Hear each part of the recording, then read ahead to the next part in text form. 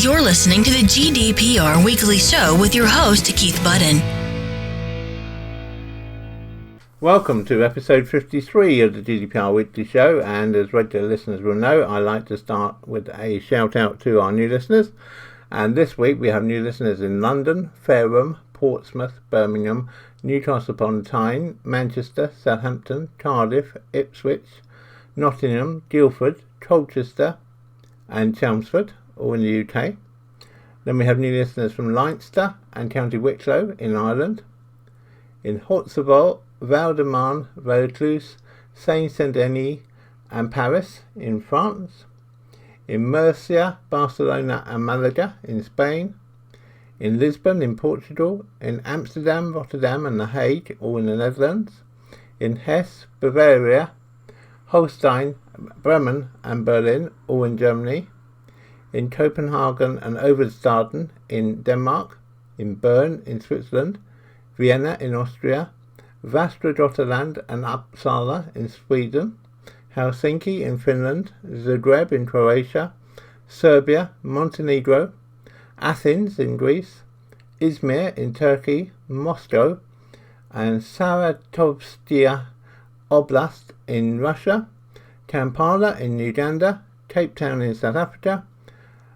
Maharashtra, Tamil Nadu and Karnataka in India, Manila in the Philippines, Tokyo in Japan, Incheon in South Korea, Adelaide, Melbourne and Perth, all in Australia, Sao Paulo in Brazil, Kingston in Jamaica, our first listener in the Caribbean, so a big welcome to you, Quebec in Canada, and in the USA we have new listeners this week from San Francisco, Washington DC, Cincinnati, Minneapolis, New York, Dallas, Boston, Seattle, Portland, Houston, Miami, Los Angeles, Fort Lauderdale, Jacksonville, Buffalo, Battle Creek, Chicago, San Diego, Sacramento, Atlanta, Philadelphia, Charlotte and Greensboro.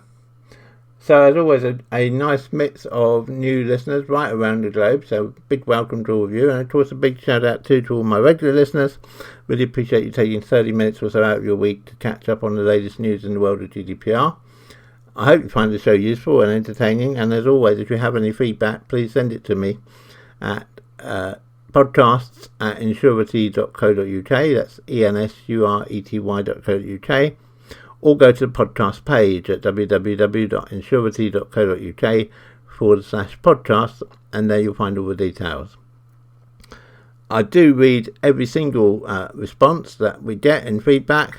Unfortunately, I don't have time to respond to them all personally, but please be assured your feedback is read and taken into account when we're planning future episodes of the programme. And with that in mind, don't just give us feedback on what we've done, but what you'd like us to do. So if you have ideas for future episodes of the programme, please let us know, or additionally if there's people you'd like to interview, or whether you yourself work in the field of GDPR and you'd like to be interviewed on the programme, then please just let us know, drop us a line to podcast@insurety.co.uk and we will do the rest. And now, in a few moments, I'll be telling you what's coming up in this week's episode of the GDPR Weekly Show. Check us out on Facebook. Okay, so coming up in this week's episode of the GDPR Weekly Show, we have updated guidance from the ICO on dealing with children's data. We have news of a data breach at the Los Angeles Police Department. We then have news of another data breach, this time at the European Central Bank. And then probably the largest data breach we have this week is news that millions of fingerprint records have potentially been exposed in a data breach. It's been quite a week for data breaches. We also have one at Choice Hotel Group, a worldwide hotel group, and an update on a data breach which happened a while ago at Capital One, in that the FBI have now arrested a suspect who they believe conducted that data breach. We then have news of an investigation into Facebook's voice transcription service, where people can choose to have their messenger conversations transcribed, and an inquiry into that service by the Irish Information Commissioner. And then we end this week with updated guidance from the UK ICO on the time period allowed for companies and organisations to respond to data subject data access requests, and it's quite a fundamental change, so I recommend that you do take the time to listen to that part of this week's episode. So as usual, quite a mixed bag of articles. I hope it's something there of interest to everyone, and as always, we look forward to receiving any feedback you may have. You're listening to the GDPR Weekly Show with your host, Keith Budden.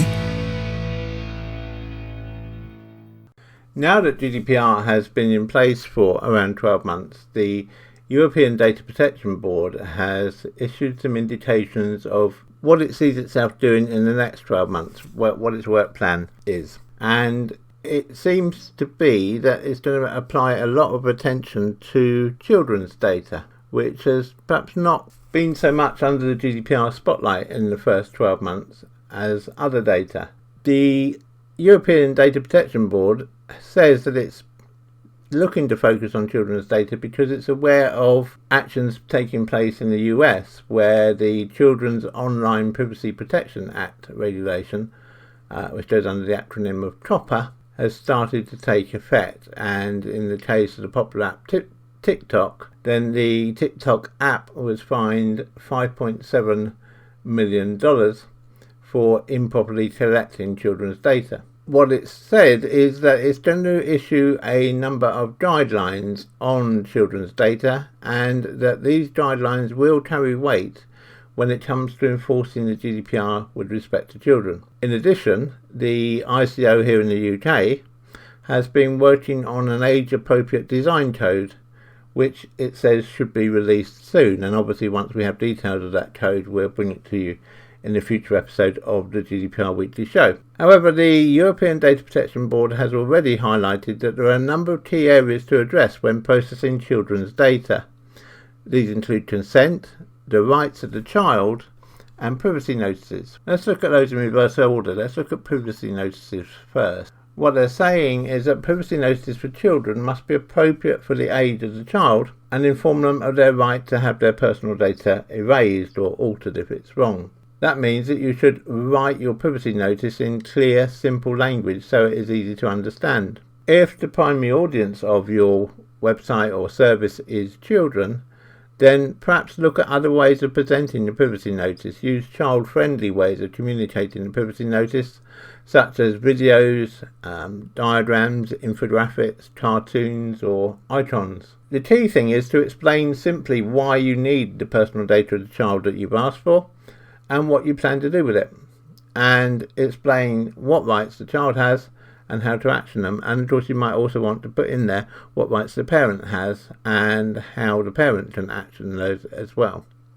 But it's crucial that the privacy policy is able to be understood by a child and not just by adults if the main focus of your service is to children, or even a significant focus of your service is to children. To look a bit into GDPR on this, Article 8 of GDPR states that conditions applicable to children's consent in relation to information society services. Children under 16 merit specific protection, and remember in the UK that's not quite the case. In the UK it's children under 13, but that specific protection means adopting measures to verify a child's age and then managing the consent in a meaningful and informed way.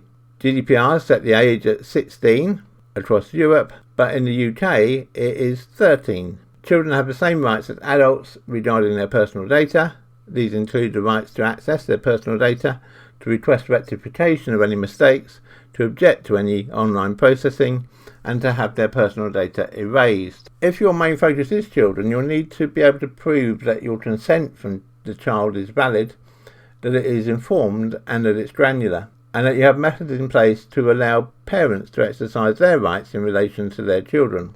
The controller is also required under Article 8, Paragraph 2 of the GDPR to make reasonable efforts to verify that consent has been given or authorised by the holder of parental responsibility in light of available technology. Understanding the lawful basis for processing personal data of a child is the key to this. This may require parents' dashboards or a parent portal to allow for the management of consent and revocation. So, you might need to have a situation where you have a very simple screen where the child signs in, and then perhaps you have a dashboard where the parent can control in more detail what information their child does or does not receive from your service. The GDPR itself does not specify what specific mechanisms for age verification and parental consent are required. And this is one area which we hope that the European Data Protection Board and indeed our own ICO here in the UK will be offering some more clarification on in the weeks and months ahead. What's also not clear is what will or will not qualify as reasonable effort by a data controller to confirm that age-appropriate consent remains to be seen and tested. Many organisations do not have the resources to build consent management tools, and existing solutions are few and far between. Of course, it's always a difficult question when you're looking at things like consent and how you gather consent as to whether it's better to buy in a solution or whether to have your own developers develop solutions in-house, and perhaps that's something we'll look at in a future episode of the GDPR Weekly Show, because that's quite a involved item in itself. But there are some things to keep in mind. If you're a US-based company but you process the data of children in the EU, then the children's rules of GDPR apply to your business. Ensure you're aware of what jurisdiction applies to what data that you hold, because remember, you might be holding data on children from any number of countries worldwide. Different national rules exist for processing, and just because a service is TOPA compliant doesn't mean that it will be GDPR compliant, and vice versa. Make sure you provide clear, child-friendly notices explaining your data practices, and very importantly, ensure you can justify your lawful basis for processing data, whether it's consent, legitimate interest, legal requirement, any of the other reasons that you have for processing data. And don't just rely on legitimate interest as an easy way out when consent is required. And then think about how you're going to verify a child's age and how you're going to verify that it's the parent giving permission. So it's quite a complex area that you need to apply some thought to. Because remember that proving that someone's old enough, i.e. over 13, in the UK over 16 in the rest of Europe, is not simply a case of asking for a credit card number. You've got to be a bit more sophisticated than that. So I think it's fair to say that compliance with GDPR for children's data is going to require some substantial shifts in your existing processes and technologies, and obviously if that's an area where we can help you, then we would be delighted to do so. And if that's the case, please do get in touch with us via our email at podcasts@insurity.co.uk, and one of our team of experts will get back to you. You're listening to the GDPR Weekly Show with your host, Keith Budden. The Los Angeles Police Department has suffered a data breach with the personal information of some 2,500 Los Angeles Police Department officers and some 17,500 people who'd applied to join the Los Angeles Police Department, records exposed in a data breach. The department has been informed of a potential breach of records by the city's personnel department, and it says it has notified all the officers concerned. A spokesman for the Los Angeles Police Department said, "The Los Angeles Police Department is working with our city partners to better understand the extent and impact of the data breach. We are also taking steps to ensure the department's data is protected from any further intrusions." It is understood that the compromised data includes officers' names, dates of birth, the last 4 digits of their social security number, and the email addresses and passwords they set up when applying for the job. Spokesperson for the Los Angeles Police Department went on to say, "We take the protection of personal data very seriously, and the city has informed individuals who may have been affected. The city's Information Technology Agency has added additional layers of security to guard against future events of this kind." For the city mayor, the mayor's office said police officers were notified out of abundance of caution after a potential hacker had contacted the city claiming to have the data. The city is investigating whether the data in question has been sold or exposed. Los Angeles Police Department is not the first to be hit by a data breach. There have been previous breaches in the city of Baltimore and the city of Cleveland. If we receive any details of any updates to this data breach from the Los Angeles Police Department, we will of course bring it to you in a future episode of the GDPR Weekly Show. You're listening to the GDPR Weekly Show with your host, Keith Budden. Back in Europe, the European Central Bank confirmed it had a data breach this week, which has involved attackers injecting malware and led to a potential loss of data. In a statement, the ECB confirmed that unauthorised parties had succeeded in breaching the security of its bank's integrated reporting dictionary website known as BIRD. The site, hosted by an external provider, appears to have been attacked back in December 2018, but the breach was only discovered when routine maintenance work was being undertaken on the website. A spokesman for the ECB said the BIRD website provides the banking industry with details on how to produce statistical and supervisory reports, and stressed that it was physically separate from other external and internal European Central Bank systems. In confirming it had closed down the BIRD site until further notice, the ECB also revealed that the personal data of some subscribers to the BIRD newsletter may have been captured. It's understood that the data affecting 481 subscribers includes names, position, titles and email addresses, but not passwords or any financial information, according to the ECB. The ECB said that it was contacting any people who may have been affected. Based on the information that we have from the ECB, it seems to me to be unlikely that this breach will need to be taken any further, that the ECB will simply need to record it in its data breach register, and that will be the end of the issue. But should there be any future development on this issue, we will of course bring it to you in a future episode of the GDPR Weekly Show. It's worth noting perhaps that the ECB has quite a good record on data security. This is the first data breach that they've had since July the 24th, 2014. So for an organisation of their size, I think, as perhaps you'd expect from the European Central Bank, they have their data pretty well under control. And as I said, I think this relatively minor data breach will just need to be recorded, and apart from that, no further action taken. You're listening to the GDPR Weekly Show with your host, Keith Budden. More than 1 million fingerprints and other sensitive data may have been exposed online by a firm specialising in biometric security.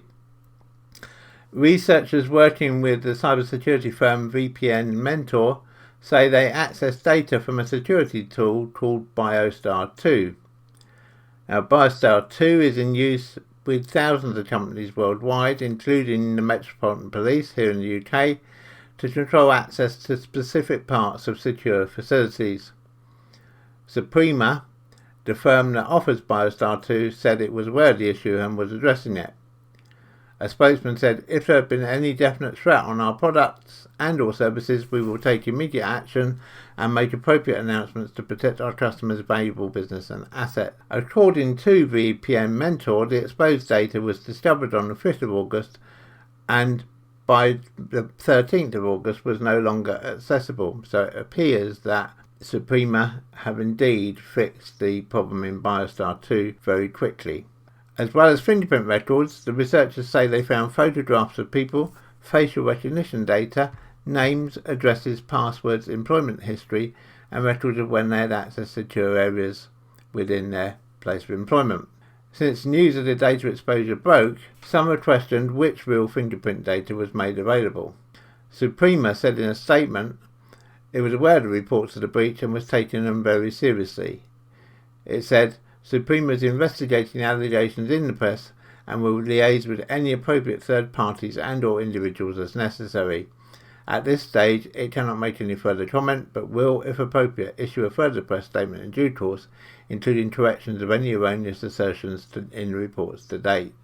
Among the other UK organisations directly affected by the breach was Tile Mountain, a homeware retailer. Biostar 2 is only used at the company's head office in Stoke-on-Trent, Tile Mountain's IT director, Colin Hampson, said. Mr. Hampson said that since the 26th of February 2018, Tile Mountain had not been an active client of Suprema's and had instead stored biometric data on its own secure internal servers. Despite Tile Mountain not being an active client of Suprema, it is concerning that no contact was made to inform us that data may have been compromised. This prevented Tile Mountain from carrying out its obligations under GDPR, Mr. Hampson added. In total, 23 gigabytes of data containing nearly 30 million records were found exposed online. It's unclear at the moment from the information we have quite what each of these records constitute, whether it is just a fingerprint or whether it's additional information, but we will attempt to find out and report back in a future episode of the GDPR Weekly Show.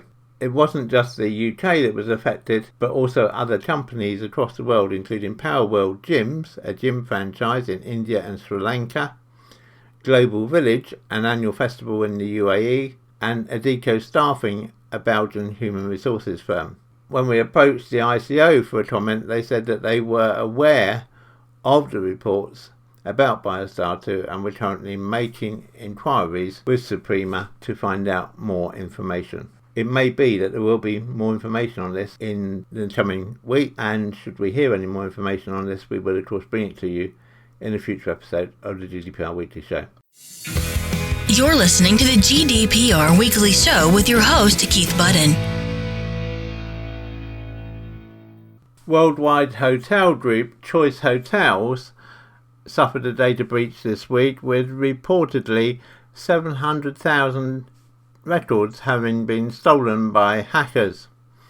The hackers are understood to have contacted Choice Hotels and demanded payment for the return of the records. It appears that the data was in an unsecured database belonging to the hotel franchise on July the 2nd this year, and it appears that the unprotected database was subsequently indexed by the binary edge search engine. According to Choice Hotels, the bulk of the records were only test information, including the payment, card, password and reservation fields. However, 700,000 records, it said, were genuine and contained information on guests such as names, email addresses and phone numbers, although it was keen to stress that there was no financial information in the real data which had been hacked. Choice Hotels said that they had received a ransom note. The message claimed that 700,000 records had been stolen and backed up elsewhere, and demanded 0.4 Bitcoin, which is approximately $4,000 for the return of the data. Now, it's not known where this note came from, or whether the note is indeed genuine, or whether the person issuing the note actually has the data, and that's something which is currently being investigated by the relevant authorities. Choice Hotels shut off access to the database on July the 2nd, and it appears that the system was exposed for a total of 4 days. Choice Hotels says that while it used the database was actually operated by one of its partners, and no internal Choice Hotel servers were accessed. The vendor was working with the data as part of a proposal to provide a tool, a Choice Hotel spokesman said. Due to the security lapse, the hotel franchise will not be working with the unnamed vendor in question. However, it did take a further nudge for the company to commit to launching an investigation. It should be stressed that it's not believed at this stage that any financial information or social security numbers have been involved in the data breach. But nonetheless, obviously given the number of people potentially involved, it is a serious data breach. And the ICO, as we understand it, has been informed of this data breach and presumably will be investigating in due course. The main concern with the data, given that its names and email addresses, is that the data may end up being used in phishing campaigns.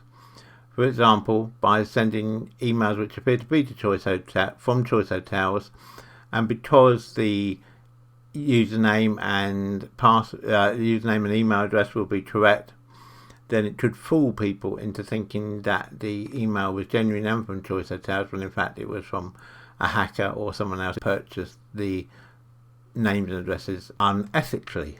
Choice Hotels weren't able to make a further statement, but if we get further information on this from Choice Hotels or from the Information Commissioner's Office, we will of course bring it to you as soon as we can in a future episode of the GDPR Weekly Show.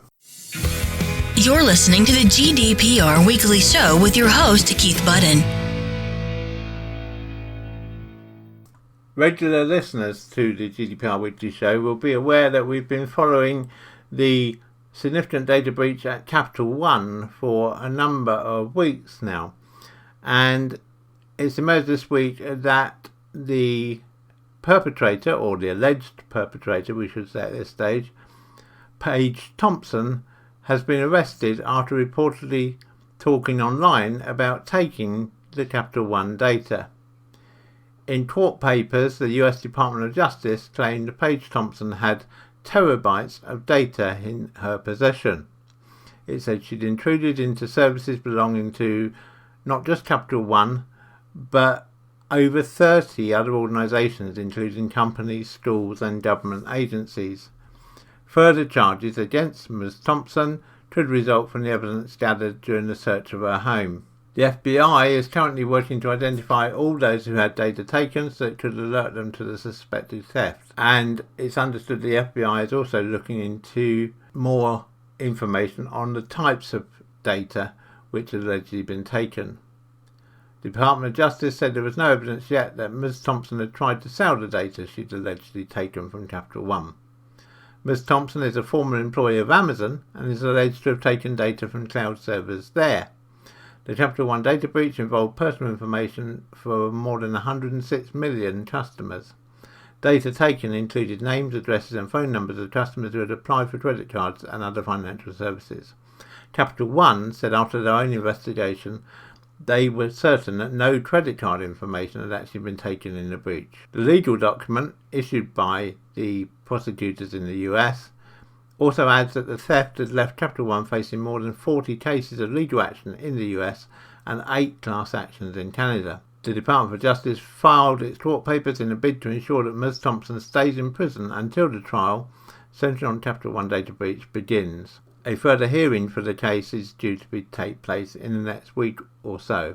For her part, lawyers acting on behalf of Ms. Thompson said that she had a history of mental illness and threatening behaviour that led to her being a flight risk, and so hence, presumably, why the Department of Justice is trying very hard to ensure that she's retained in custody until the court case takes place. Given the complexity of the court case, we would estimate it's unlikely that court case is going to take place this year, and so the court case itself probably won't happen until sometime in 2020. But whenever we do get an update on the court case, we will of course bring it to you in a future episode of the GDPR Weekly Show. You're listening to the GDPR Weekly Show with your host, Keith Budden. The Irish ICO, which is leading the investigations into Facebook for various queries under GDPR. It's understood they currently have 11 active inquiries with Facebook. The Irish Data Protection Commission said on Wednesday that they were now investigating how Facebook handled data relating to the manual transcription of users' audio recordings. It has been reported that Facebook had been paying outside contractors to transcribe audio clips from users of its Messenger service. According to the report covered in Bloomberg, the audio in question came from users who chose the option in Facebook Messenger to have their chats transcribed for them. The chats were transcribed by artificial intelligence, and the contractors were brought in to check the accuracy of that artificial intelligence. Facebook, which has been facing broad criticism from lawmakers and regulators over its privacy practices, said in response to the story, much like Apple and Google, we paused human review of audio more than a week ago. Ireland's Data Protection Commission already has a number of probes ongoing into Facebook, and in addition to the probes directly into Facebook, also has 2 probes into WhatsApp and 1 into the other Facebook-owned subsidiary, Instagram. A spokesman for the Irish Information Commissioner said that further to our ongoing engagement with Google, Apple and Microsoft in relation to the processing of personal data in the context of the manual transcriptions of audio recordings, we are now seeking detailed information from Facebook on the processing in question and how Facebook believes that such processing of data is compliant with their GDPR obligations. The Irish regulator also gave an indication this week that across all of its investigations into Facebook, it's anticipating that the eventual financial penalty to Facebook will be in the region of between $1.5 and $2 billion. It's obviously quite a substantial hit even for a company the size of Facebook, but of course it comes on the back of a $5 billion penalty from the American authorities for previous breaches at Facebook. One issue which is carrying forward from Facebook and across into Europe is the whole issue of companies choosing where their base regulator is, or in the case of large organisations being told where their base regulator is for the purposes of GDPR. And this has caused a dispute between the Irish and French data regulators, the French data regulator CNIL, after CNIL imposed a €50 million fine on Google, which at the time was the largest fine to be imposed under GDPR. The Irish regulator is now saying that the French regulator should not have imposed that penalty because Google's European head office is in Dublin, and therefore it should have been up to the Irish regulator to fine Google. And indeed, if the Irish regulator's planned penalties for Facebook are indicative, then it looks like Google may have actually got off quite lightly with a €50 million fine from CNIL. CNIL, for their part, are saying they don't accept the argument in the case of the data breach for which they imposed the penalty on Google, because the actual part of Google which was subject to that data breach does not have a European presence, and therefore they claimed that the penalty was right to be enforced by them as it affected French citizens. It's the first time that we've had an example of information commissioners across different countries arguing over which country should have the right to collect the penalty. But perhaps it's something we will see more of, and I suspect something we will see far more of once we get past the 31st of October but we actually have Brexit in place here in the UK. So it's something that we're going to keep a very careful eye on and bring you updates in future episodes. You're listening to the GDPR Weekly Show with your host, Keith Budden.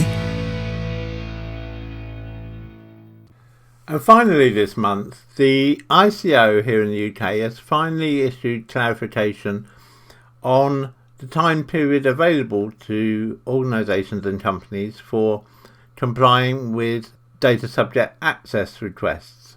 Now, there's been some confusion whether the period is 1 month or whether it's 30 calendar days, which is certainly what we've been teaching in our training, because in the original discussions we had with the ICO, it was made clear it was 30 calendar days. However, a number of things to come out from the ICO recently have suggested that their thought process has changed to make it 1 calendar month, and they've now confirmed a small but important change to the time limits for responding to subject access requests under GDPR, and it's twofold. The first is that the time period starts from the day on which you received the request. So the day you received the request is day 1, not day 0. Therefore, for example, if the request is received on the 3rd of September, the deadline for responding will be the 3rd of October, rather than the 4th of October as previously understood. However, there's also been a couple of other changes to take into account end of month. So let me give you a very simple example. If someone made a data subject access request on the 31st of January and it's not a leap year, then you have to comply with that request by the 28th of February. Likewise, if it was on the 31st of May, you have to reply by the 30th of June. The exception to that, and again this is where it gets a little bit complicated, the period starting on the day that you received the request holds whatever day that falls on. So even if that falls on a bank holiday, or it falls on Christmas Day or Boxing Day or Easter Monday, Easter Sunday, then the period still starts from then. So if you received a request on the 25th of December, you have to reply to it by the 24th of January. However, If the 24th of January itself fell on a bank holiday, so the date you have to respond falls on a bank holiday, then you don't have to respond until the following day. I hope that makes sense. It is some clarification. If you are a member of our ongoing GDPR support service, then we will be issuing a document detailing these changes to the processing period for subject access requests, and we'll be looking to circulate that out to all of our members within the next few weeks. If you're not a member of our GDPR support service and you'd like to know more about it, then please drop us a line to podcast@insurity.co.uk and we'll get back to you with the details and how much it costs, etc. You're listening to the GDPR Weekly Show with your host, Keith Budden. So that brings us to the end of this week's episode of the GDPR Weekly Show. I hope you found it useful. I hope you found it entertaining. Please do let me know. Let me have your feedback by sending an email to podcast@insurity.co.uk. You can find out more about us at Insurity at www.insurity.co.uk. And I look forward to speaking to you again, same time, same place, next week. Have a good week, everybody, and remember to keep your data safe. Check us out on Facebook. The GDPR Weekly Show is an Insurity production. Follow us on Facebook at www.facebook.com/Insurity.